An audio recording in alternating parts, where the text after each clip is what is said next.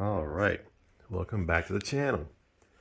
For those of you who are familiar with my garage, you'll notice something is out of place. That is where my Panther used to hang up. You might be asking, where is the Panther, since it's no longer hanging up? Did he sell it? That's what I should have done. No, I did not sell it. Oh, look, there's a bunch of parts right here. Oh, more parts that appear to be from a Panther. Wah, wah, wah. A little bit dinged up here. That's all that's left of it. That and all the equipment, which still in good shape, thankfully. Yeah, so what happened to my Panther? Well, that's a story that we can tell with this little model right here. And I guess we can use this one too.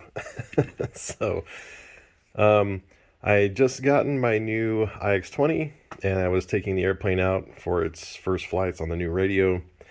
Everything was going really well. I was getting it all dialed in. I thought it'd be really cool to have my son follow me in FPV with his Gulfstream to get some footage of the airplane from the air, doing touch and goes and slow flight and stuff like that. So what I did was we did a few flights together. I would do like most of my flight, and then towards the end when I'm low on fuel, I would slow down and he would take off and catch up to me, and then we would fly around together for a few laps each flight. So that's what we were doing, and he was doing pretty well. I was having him chase me out here, kind of off to the side and behind, and he was a little far away most of the time, which is okay. On the fourth flight, which was the last flight for the day, it's always how it works out. And I think it was going to be my full stop landing. It wasn't going to be a touch and go. I was pretty much done flying. I asked him to get closer. And to go ahead and just put this out there to begin with, I asked him to do this. I shouldn't have. He's not quite experienced enough with formation flying to have done this with my very expensive model airplane. So it really is all on me for this one. I asked him to do something that he really wasn't quite up to the task to do yet. So he's learning. He's really good at where he's at so far. It's just he wasn't quite skilled, I don't think, enough for the situation. So anyways, just to put that out there to start out with. So what happened was I asked him to get closer, and so he sped up to catch up with me as I was in my base turn to final to come in and land. So I'm in a continuous right-hand bank, like a Navy style pattern. There's no, base leg, final leg, like a typical pattern, just a big sweeping turn to make it easier for him to stay with me so he doesn't have to change trajectory so much. So anyways, he accelerates to catch up, kind of overshoots a little bit as we're coming around the corner.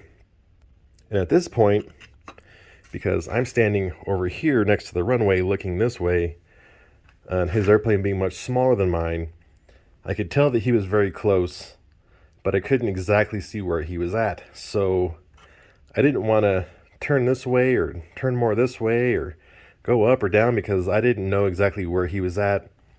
I knew he was on the other side of me, and I just assumed that he would see me and that he would know what to do in this situation. So as I continued my turn towards the runway, he was in a bank as well. And when you're in a bank in a formation and you're looking up with the camera, you don't have any other reference of your airplane. You're just looking out into space at something else. So in that case, he's looking out at my airplane, kind of like that. And for whatever reason, the distance closed, and maybe he assumed I was going to turn tighter or something. I'm not really sure, or just deer in the headlights moment and he didn't know what to do. In any case, what happened was he ended up coming across the front of the nose of my airplane. And I don't think it hurt the airplane. I mean, this is composite. Well, this isn't. This is a plastic. But it's a composite model. His was a foam model. This thing weighs like 3 or 4 times as much as that model. So anyways, he came across the nose, and what happened was it pretty much tapped the nose, and I'm flying just above stall speed basically, and what happened was it pushed the nose over the side and caused it to yaw into a spin. And it pretty much just, I was only at about 40 or 50 feet up, pretty much just going just above stall, and it just spun in, hit it at nose low attitude, kind of like that. And his airplane, I think, broke actually in the air and then crashed. At least some of it broke off. I think it actually hit his tail or his rear fuselage and caused his airplane to also spin. They pretty much just got tangled up with each other. So anyways, lost both airplanes. Not only did I lose my airplane, but he lost his, which was his new Gulfstream 650 from X-Fly that he got for Christmas. So that sucked. Thankfully, his camera equipment survived, which was not cheap either. So anyways, the battery took a little bit of a beating, but I think it's all right. It's got some wrinkles in it, but it's okay. He was using one of my new 7000s, unfortunately, and I think it's okay. It's got some wrinkles in it. I've kept an eye on it. It seems to be okay. So anyways, sucks, but what are you gonna do? So that was our expensive lesson learned. Whole bunch of parts left.